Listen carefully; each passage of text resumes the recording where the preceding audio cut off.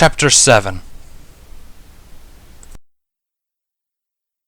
Maybe it was the potion-induced unconsciousness. Maybe I had a weekly quota. Maybe I was just incredibly unlucky.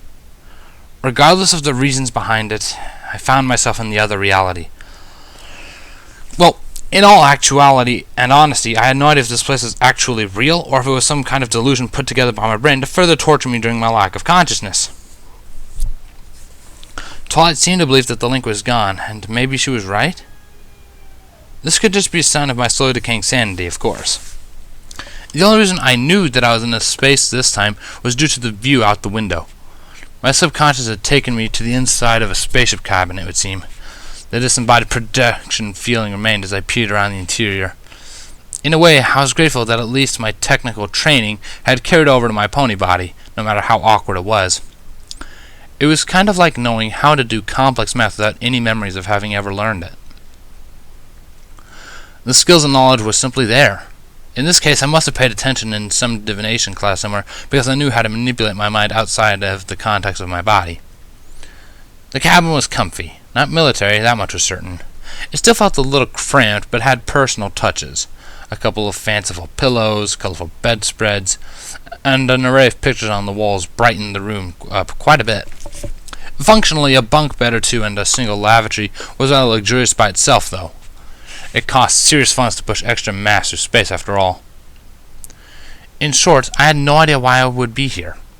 If this were an elaborate setup on my mind's part, I don't even know where it would have gotten the information used as a backdrop. Failing that, the only other option was that something was linking me back to that hellish place, even though Princess Leslie herself said the link was gone. Unlikely, but go ahead and call me paranoid if you want. I made further note to stop talking to myself again, as to not further fuel my own insanity. Looking down at my own body did nothing, of course. There was nobody there for me to see. The surrounding area gave me little to go off of as well. Given no choice, I closed my vision and opened my mind's eye instead. A glorified meditation technique in most cases, the mind's eye did have a practical purpose in this situation. Being not in my actual body, be this either dream or some sort of projection, the eye activated almost immediately. Though it shifted into shades of gray and I glanced about looking for anything that stood out for me. If this were a dream, I'd probably get nothing. I really hoped I'd get nothing. Unfortunately, that wasn't going to be the case.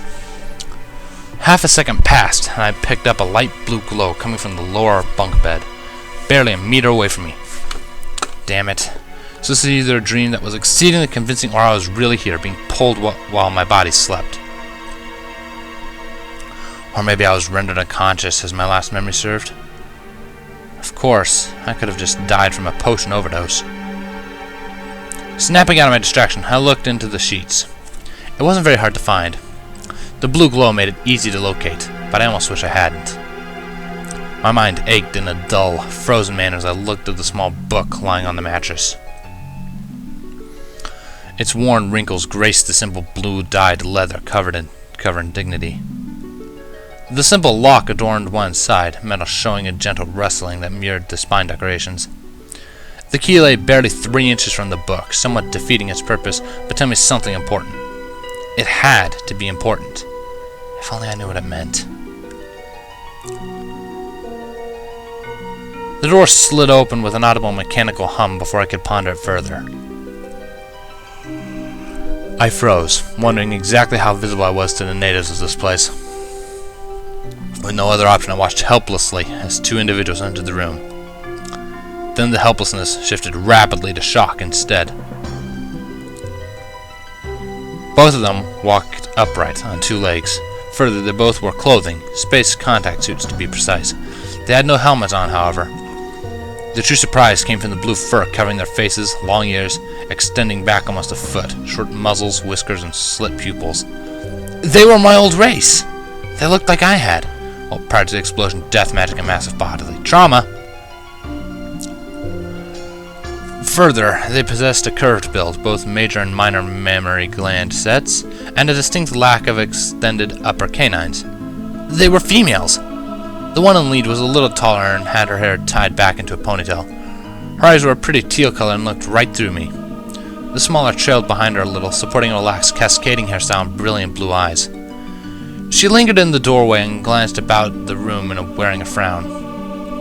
The tall one walked right through me, giving me a rather discerning view of the inside of her stomach before I killed my perception. That was something I could have lived my whole life without seeing.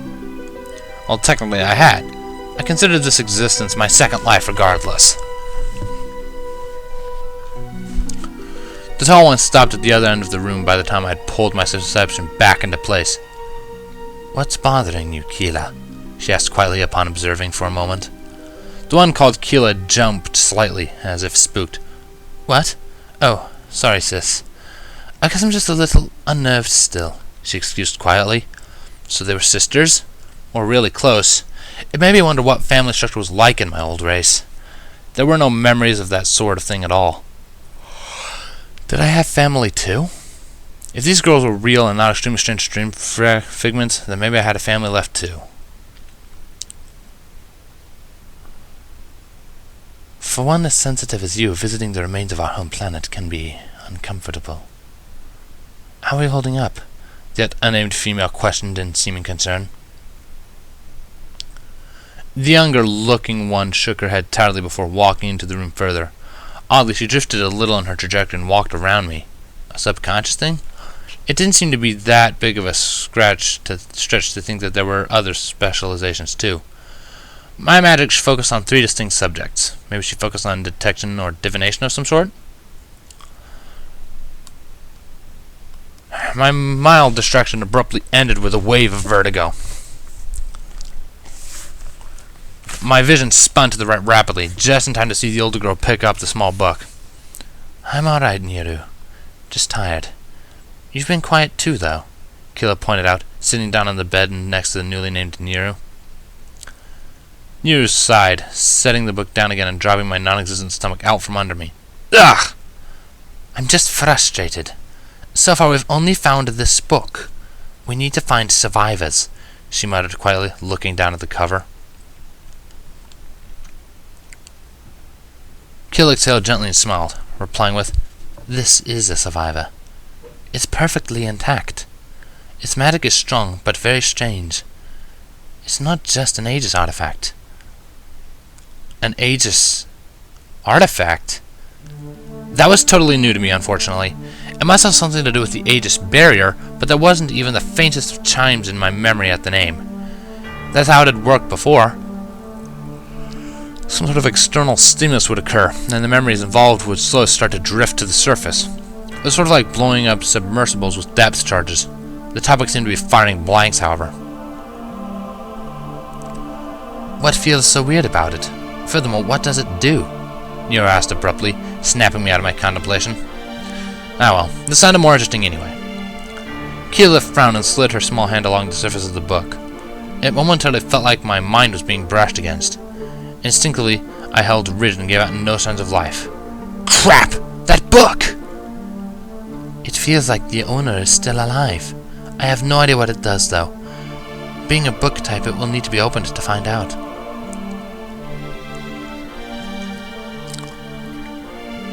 "That's not possible, though. At least if it really is an Aegis artifact. The very definition requires that the creator be dead," Neo pointed out skeptically, frowning down at the book as well, but making no motion to touch it like her sister. Killa didn't respond immediately. I felt her energy dancing along the book, and in turn myself. I made no motions and withdrew my energy the best as I could so as to not be detected, but she was extremely insistent.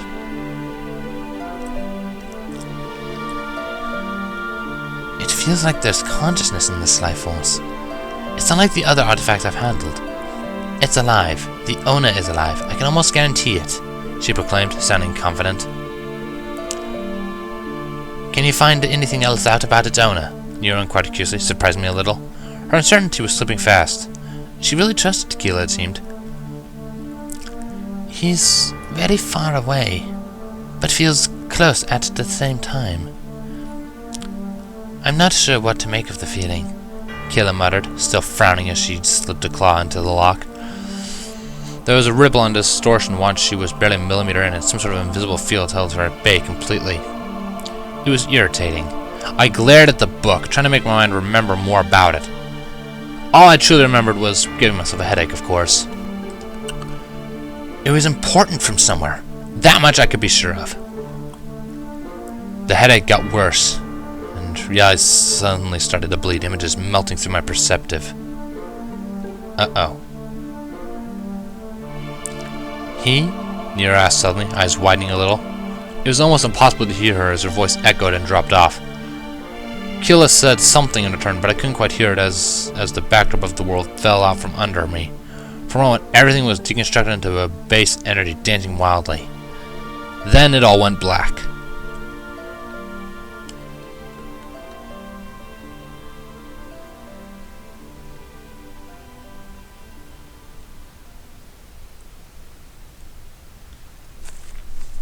It was the oddest sensation, kind of like you just popped out of a blender backwards, only to realize that nothing was moving in the first place. My mind snapped back into its normal spot with a crashing wave of dizziness and nausea.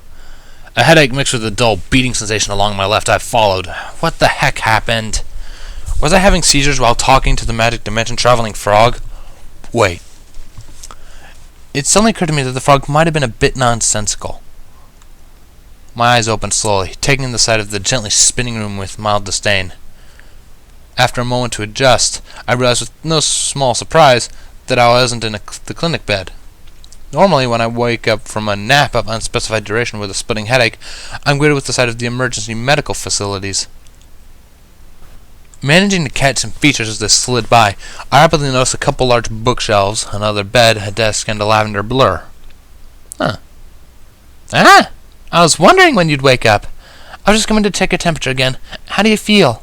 The fuzzy blob that spoke like Twilight asked, sounding happy. I tried blinking. It didn't help much.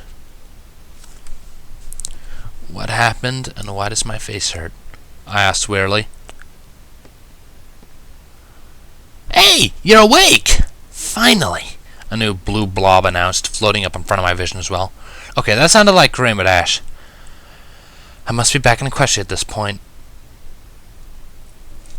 The blob Twilight sighed weakly and relayed.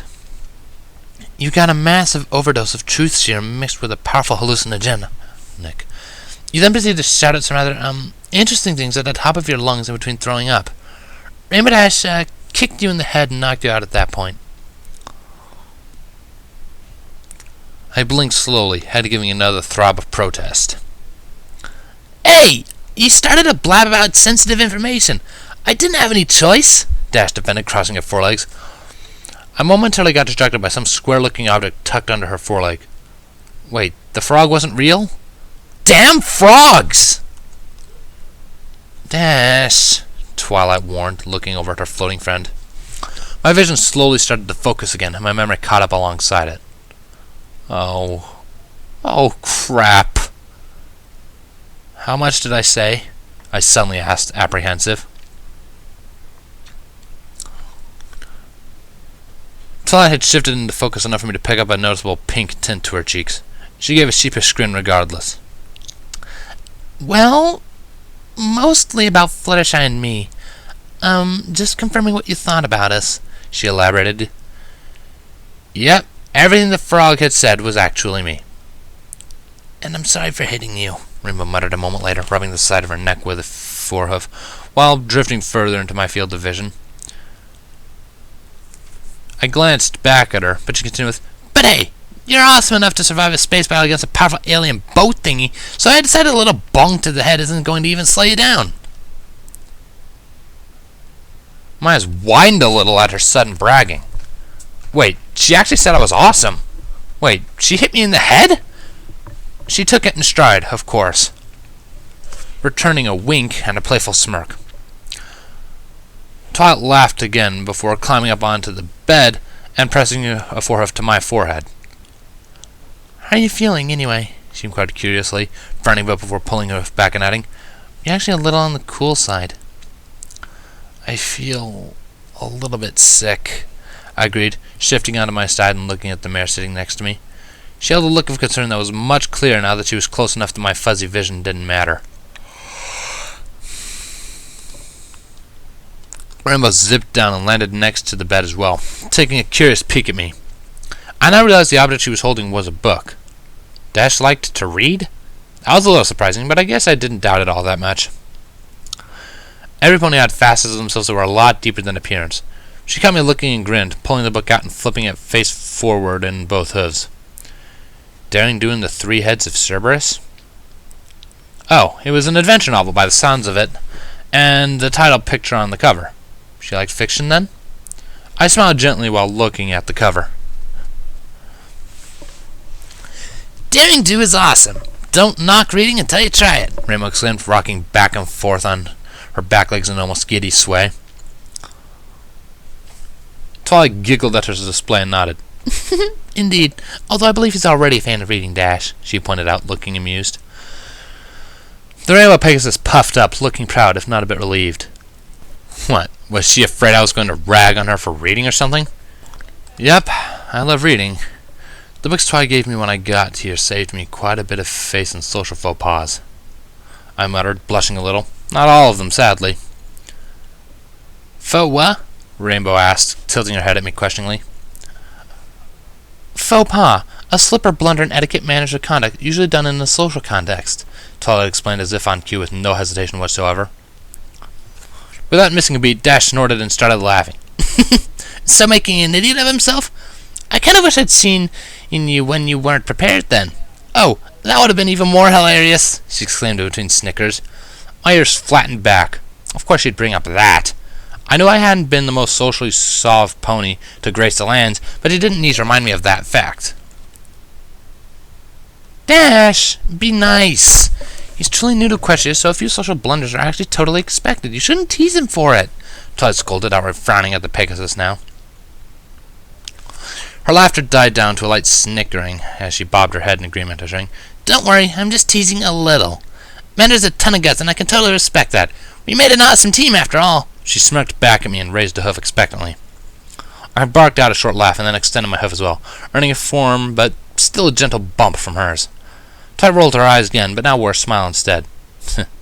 If she thought this sort of thing was awkward, I thought she'd appreciate the camaraderie of the barracks, if I recall correctly. Anyway, I've got to get going. I have to meet with Flashlight to, birdwatch, I guess. A dare's a dare. Oh, Rainbow started, slowly looking down at the book she had tucked up back under her foreleg.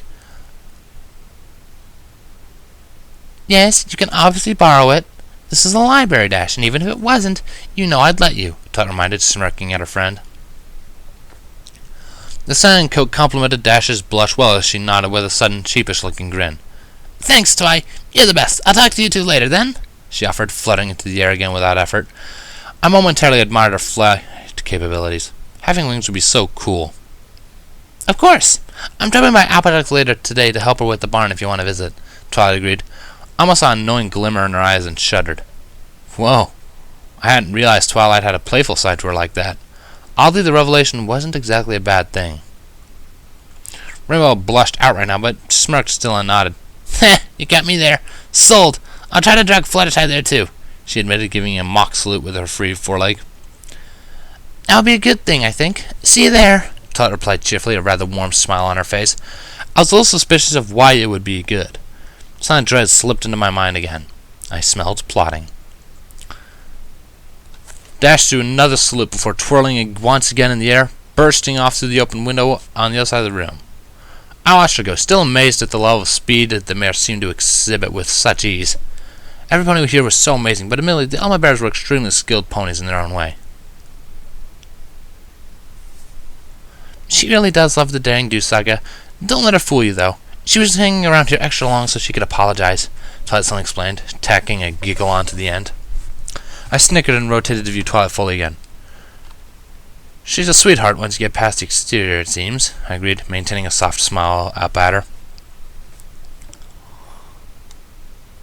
It earned a nod in return, followed by, just like you, it seems. Her playful mimicking was cute, but her tone caused me to blush fiercely and her eyelids lowered a little. I swallowed. What do you mean? I asked uneasily. She smirked as she crawled a little closer, her hip now pushing up against my leg. You're a gentle colt, of course. Fluttershy knows you refused to bet for her sake. I also happen to know you find me attractive. She pointed out less than half a meter of air separated us. I felt my heart start to beat faster, a light sweat starting at my forehead. I didn't mean to offend you, I exclaimed, hopefully derailing any awkwardness at my apparent reveal last night. Why hadn't I realized that she was one of the mares I'd talked about last night? For some reason, the twilight sparkle I associated with my crush didn't always sync up with the one that was probably my best and first friend. The heat in my cheeks was probably visible and didn't help much, though. I only hoped that she'd forgive me if she were mad. Twilight closed her eyes, but continued smiling softly. A moment passed, and I watched her eyes flicker slightly under their lids. She seemed to be hesitant about something. They flicked open partially a moment later, but remained at half-mast. You definitely didn't. It was shocking to realize that Estella liked me in that regard, but it was far from offensive. It was just something I've never had happen to me before, she assured. My system went fully into shock as she slipped back up on all fours, leaned over, and dropped herself on top of my blanketed form. Her head rested against my chest slightly as, for a moment, she hugged my torso. The heat magnified significantly my cheeks, but I fought back as best I could. She was hugging me! No, wait, that wasn't accurate. She was resting on top of me. Cuddling! You did say you were studying a lot during your time in Canterlot, I muttered, attempting to keep talking to stop myself from locking up. She giggled and nodded against me. Yeah, not much time for boys when you're Princess Celestia's personal student. Which is why I was, hoping to ask you for a favor, she requested, looking back up at me. Her eyes were warm and held a certain amount of pleading, it felt like. Locking mine to them, I knew there was no way I could say no, even if I'd wanted to in the first place. She was gorgeous, and whether she knew it or not, she could definitely dump on the female charm to influence my thinking. Just the way her mane was splayed out, intermingling with the fur on my coat. Her arm cheek against my chest mixed with that soft smile. No! That kind of thing was definitely not helping me. Just answer her. Well, you can ask me for anything, you know. Besides, I do owe you quite a bit. I finally managed to spit out, blushing fiercely. Yes, just focus on how much you owe her, Mender. No need to think about how warm she felt, how gorgeous her eyes were, the soft fur against my chest, or the amazing-minded soul stealing it all together. Crap. She laughed. It was melodious and quite pleasant to the ears. Relax. I want the request to be mutual with no strings pulling in one way or the other. I, haven't exactly been very good at sorting intangible things like my feelings, so a bit of experimentation is in order, I think, she explained, a certain level of determination flickering onto her eyes. Okay, that was adorable. I smiled at her and nodded. Wait a second. Experimentation with what?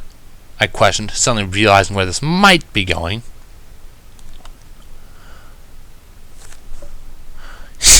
You like me.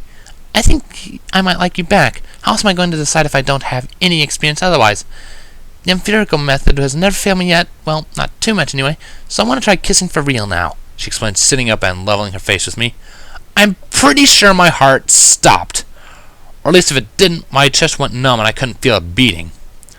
I would have to say anything, but no sound came. My brain stumbled over itself. She started giggling again. That's an ambitious start, but we should try normal kissing first, she warned, playfully, leaning closer. I could almost feel her breath on my muzzle. She was so close, she added. Last chance to say you don't want to. She leaned closer and closer while waiting. I started shaking a little, but couldn't make my brain form proper thoughts correctly. Did I want this? She was gorgeous. Her personality was amazing, so essentially, hell yes. Was this too fast? She'd only known me for 3 weeks now. Did she really know what she wanted? No, that was a moot point. She decided to experiment for just that reason, to figure out what she wanted.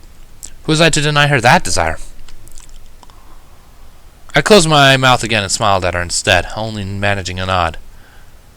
That was all it took. Her smile turned into a grin and she leaned forward all at once. For the second time, our muzzles locked together, this time of her own volition. My sense of time ground to a halt again. Her eyes softened and slowly closed as I relaxed backwards, pulling her with me. A light hum escaped my lips from her, and both of her forelegs slipped over my shoulders. A deep floral scent filled my nose as I breathed in her scents. The sensations were enough to make me lightheaded. She was fully willing this time, which made the sensation of her lips against mine seem so much better. Jolts of feet and tingling sensations danced up and down my whole body. I didn't deny my instincts this time and wrapped my forelegs tightly around her back, pulling her as close as possible. The noises she made when I squeezed her close to me were delightful. Her smell surrounded me on all sides. I couldn't escape them even if I wanted. Even though it felt like I was starving for the touch, our movements were deliberate and slow. She sampled different movements one at a time as if savoring my flavors. I let out a light hum, refusing to have it any other way. My cheeks expanded through my face and down my neck. My right foreleg slowly massaged up and down her back, kneading the muscles gently. My unoccupied hoof extended up and held her cheek softly, cradling her as I tilted a little bit to give her more room. She started shivering almost uncontrollably. I wasn't sure if it was a good or bad sign. She finally pulled away slightly, splitting her lips long enough to draw in several panting, ragged breaths. My eyes opened rapidly and sought out hers, looking for any sign that she enjoyed it. Her eyes were still closed, but a deep flush extended along her cheeks. Her eyes quivered slightly before cracking open and locking into mine. They never went fully, giving her a warm, sleepy look. "Oh, wow. Why did I wait so long to do this?" she whispered weakly, nose and muzzle still pressed against mine. Did that mean she liked it? Was it, good? I asked hesitantly. It sounded good, and I remained hopeful. She smirked instead of answering directly. Several small pecks a moment later told me much more specifically. "I think I might need more experimentation to figure it out," she cooed lightly after the third or fourth small kiss. I exhaled weakly, a relief flooding my system. She must have noticed it as she giggled merrily before capturing my lips once more, this time with a hungry groan. Her kiss was a little stronger now, but I just let her move at her at the pace she wanted. My heartbeat quickened as she arched up, pushing me back into the pillow as she tried to almost drink me in. Jolts of pleasure and happiness drifted through my mind, and it was difficult to form full thoughts.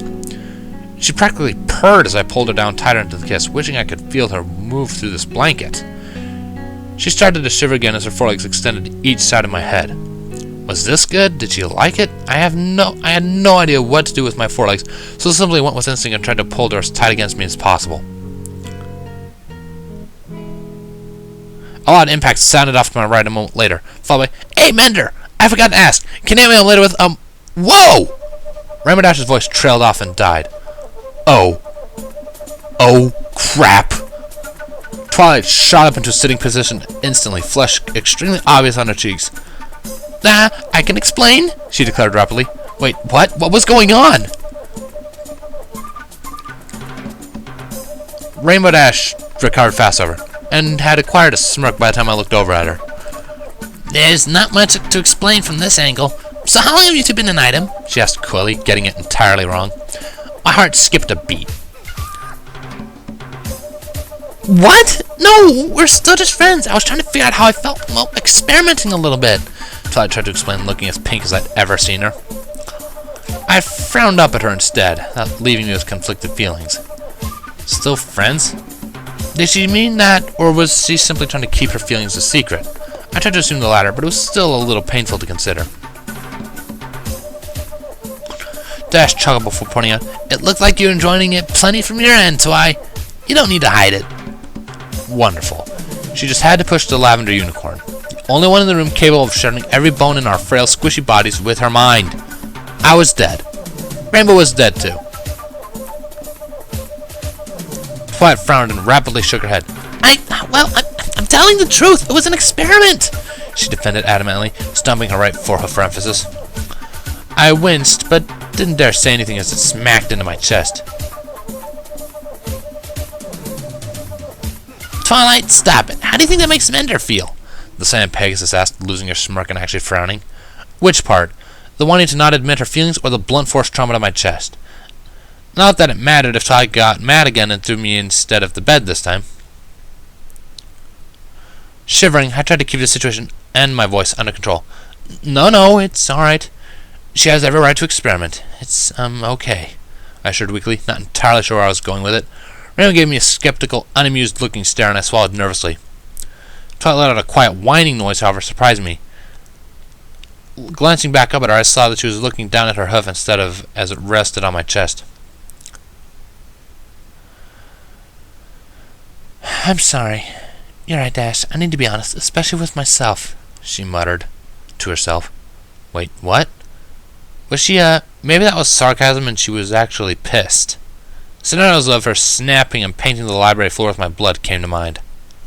Something about having a pony you know could rip you apart with her mind sitting on your stomach made it really hard to relax, in substantially different ways than a less powerful mare, I think.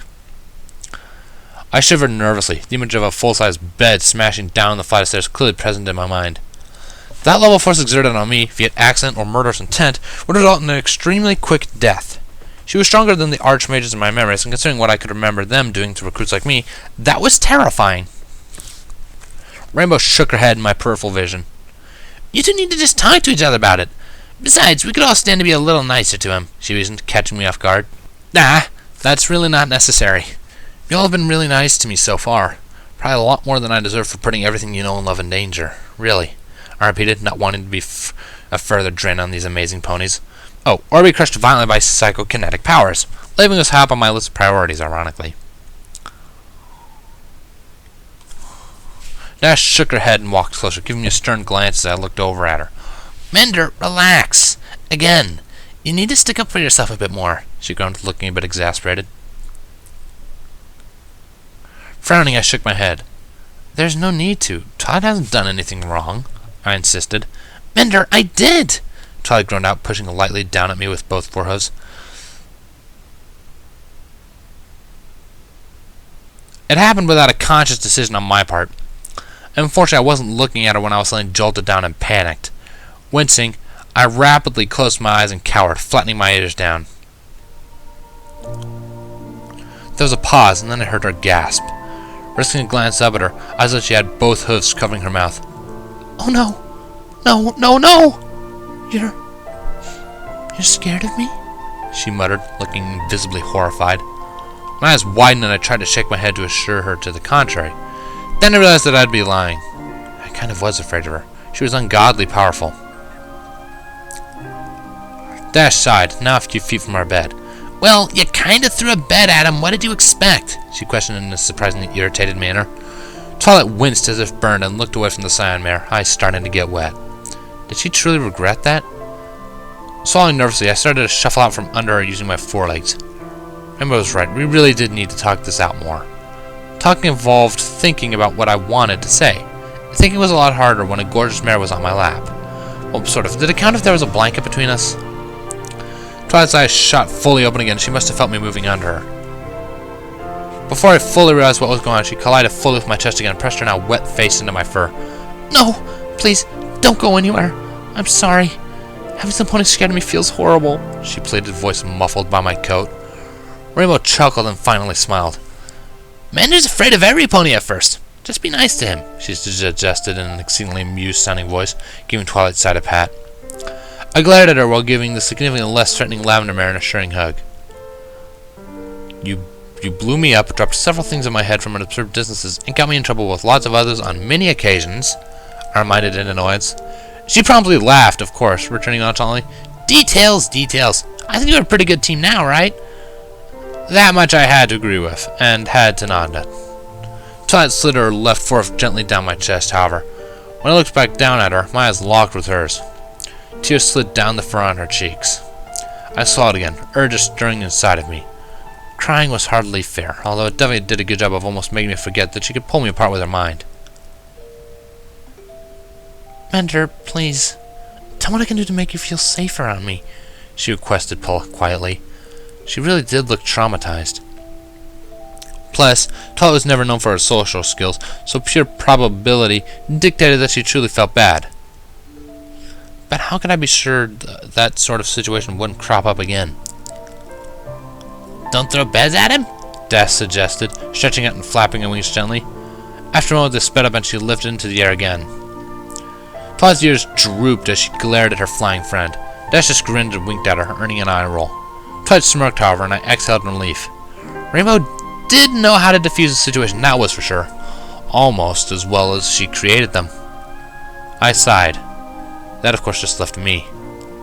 It was true.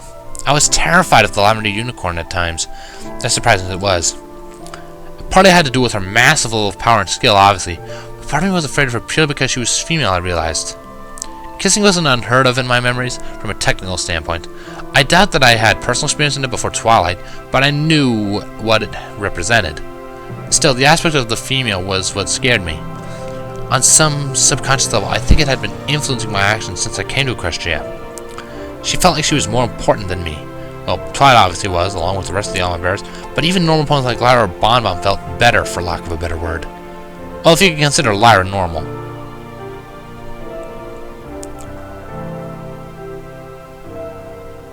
Extending my right forehoof back up, I gently wiped a few fallen tears away from Twilight's cheek. It didn't look like she was a pony who cried in front of others very often. It felt so contradictory. Part of me wanted to hug her and kiss her until she stopped crying, but another part of me was afraid she'd rip off my arms as I used to do so. No screaming sensation of agony came, however. Twilight simply stared into my eyes from a few inches away, both pools of lavender shivering periodically. I felt myself warming up again and wasn't entirely sure what to do. Rainbow interrupted before I could decide on anything. Well, you two seem to be a little bit better, so I'm gonna go find Fluttershy.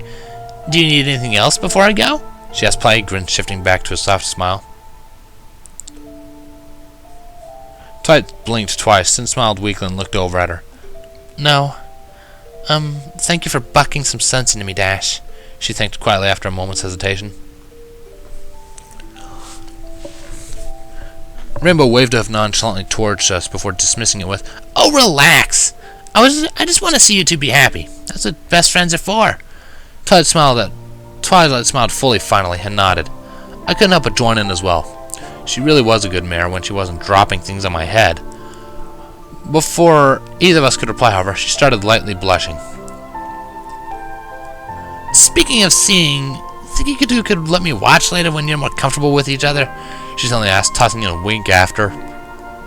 Twilight blushed furiously at the same time my mind spun, trying to fully understand what she had just said.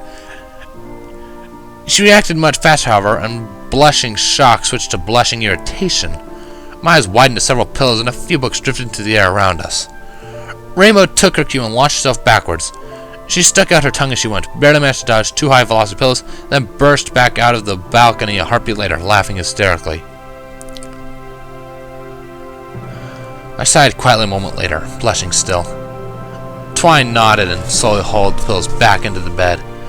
She turned back to me a moment later, smiling shyly again. I started to smile back when she ducked in and put a far more timid kiss on my mouth.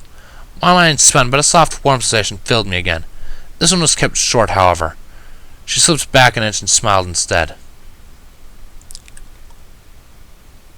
"Please, don't be scared of me. I regret what I did in the past. I overreacted to a rather simple thing, and will never hurt you again. Can you forgive me?" she asked softly from all of an inch away. For a moment, I hesitated. She seemed honest. Taking a risk, I leaned forward, pecking her lips timidly. For a brief moment, I caught myself flinching as I did so. She smiled against my lips, however, and I managed to relax. We broke apart again a moment later, and she nodded approvingly. "That was much better. Thank you," she added softly, seemingly in no hurry to get off of my chest. A moment passed, and she faltered slightly. "Still, I've never had a cult friend before. I admit to liking quite a bit. There, I said it. What do we do now?" she questioned hesitantly. I blinked, once in surprise, then frowned. I've never had a filly friend either, if that's the term. We're both kinda new to this. And what about Fluttershy? The last part I barely managed to add. Lavender Unicorn blushed and shook her head gently. Oh, she didn't talk to you before the party? She came by not more than an hour after you left, asking for you, she revealed, seeming a little hesitant about something. Uh-oh. She was hiding from me at the Carousel Boutique when I saw her. We didn't have very long to talk, I explained uneasily. At least not between her hiding behind furniture, but she wouldn't like it if I said as much. Twilight frowned and exhaled abruptly, angling her lips so her bangs puffed into the air momentarily. She lost her nerve then. What to do? She muttered, a bit of frustration sounding through her voice. I swallowed. That didn't sound good. Is it to do with the memories you saw when you two helped me? I led, trying to get anything that would be helpful. Twilight obviously knew about her issues already. She surprised me by wincing instead. Yeah, another thing I goofed up. It hurt both of you by me asking for her help. I should have just taken more time and not hauled anyone else in. She groaned out tiredly, looking down again. I frowned and started to move closer to her again for comfort, but she shifted back a little. No, I thought you already knew her feelings. If I'd known she hadn't told you and your mind wasn't made up, I wouldn't have tried to experiment. I'm sorry for... She started to apologize before my hoof gently pressed onto her lips. Please, Twilight, don't be so hard on yourself. You helped me by asking for help. If she doesn't like me anymore because of the things she saw, that's between her and me. You didn't have... I assured softly. It was my turn to be interrupted, though. Twilight gasped and shook her head rapidly. No, she doesn't dislike you. She knows you only wanted to protect what you loved. She's proud of that and happy. The images are what hurt her. She thinks about it every time she sees you still and says, well... I frowned as she trailed off. This is where Fluttershy technically stopped, too. She doesn't want to get in a relationship with me, right? I finished, pretty sure that I was just in need of verification at this point. The unicorn sighed and nodded, exactly as I figured. She doesn't think she can give it her all anymore, which wouldn't be fair to you. She was very insistent that she didn't think of you as a wounded animal, though, she explained, seemingly tacking things on as she remembered. Her expression looked stressed, and I realized she was winging the conversation on the fly. Lack of planning made for a very stressed-out Twilight, it would appear. It wasn't the reason I had expected, but the outcome was the same.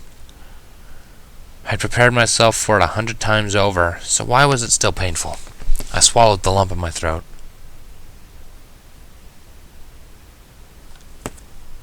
I'm sorry. She still needs to tell you herself. I insist. And I apologize for kissing you. I thought you had already picked me, she admitted uneasily. Uh-oh. The distinct feeling of screwing up came to mind. So I liked Fluttershy and Twilight, but Fluttershy didn't return my feelings because of my memories from my past life. But not knowing that, I just shared a rather intimate moment with Twilight, who is now rapidly regretting it due to the feelings she saw me having for the other mare. She now refused to acknowledge otherwise until I talked to Fluttershy about it, who is currently probably off avoiding me with Rainbow Dash. My head started to spin, and I sighed weakly. If Nurse Redheart wouldn't have a stress attack upon seeing me again, I'd seriously consider jumping out the window while screaming. Instead, I settled with a heavy sigh and shook my head. I figured as much already. Really, Twi, I accept what she thinks of me. I just need to get my head straightened out and figure out what I think about you. Well, I'm pretty sure I already know the answer to that one, I explained, blushing lightly after. Twilight smiled, but also shook her head as well. I know you like me. I'm glad for that, but I would have believed you without this truth serum issue. But I know that you also like Fluttershy. I just want to have you settle your feelings for her first, she explained, gently warding off my hoof away from its attempts to brush against her shoulder. I was surprised at the brief spike of irritation that went through me. I frowned. With a bit of focus, I calmed myself. I had wanted more. That distinct urge was identified again. Hormones? Not entirely, it would seem. The noticeably cute mare practically sitting on me frowned, looking unsure for a moment. Had I gone too far? I reined in my feelings as best I could. She hadn't intentionally teased me. Are you okay? Did I say something wrong? She asked cautiously. I shook my head rapidly, hoping she wasn't upset. No! Of course not. She frowned further, and I shrank a little under her gaze, earning a groan as well. You don't need to be afraid of me, Mender. What can I do to make you more comfortable around me? She asked, moving her face closer to mine again, falling as I backed into the pillow. I managed to squeak out in a weak voice. Uh-oh. She was getting irritated now. She suddenly smirked, however. It was a knowing and predatory grin, quite familiar considering I'd seen it all 15 minutes prior. Of course, a little positive reinforcement might help, she whispered, brushing her nose against mine. I couldn't help but blush again, a gentle smile sneaking onto my face. It was accompanied by a soft rumbling of my belly. So I looked confused for a moment, and I peeked down at my tummy, now blushing even harder. She followed my gaze before giggling merrily. Or some breakfast first. That works too, she agreed a moment later. I hadn't realized that my body could ask questions for me. I'm sorry? I offered, unsure of what to do with this situation. Twilight giggled again and shook her head. I won't hurt you. Stop apologizing for every little thing. Let's go get some breakfast then, she assured, sounding surprisingly chipper. She stood up again in one fluid motion, sliding backwards and off the bed. My back legs immediately started tickling as the blood rushed back into them. I smiled at the tickling sensation while standing up finally, attempting to pull the blankets off of me. Sadly, I wasn't anticipating the wave of dizziness accompanying the simple movement. Twilight started laughing hysterically as it became a confused tangled ball of blankets at the foot of the bed. I glared up at her as best as I could manage while upside down and prone. You'll never change, she muttered warmly, giving her head a final shake before her horn lit up. I felt her slowly start to undo the blankets inside. This was going to be a long day, I felt.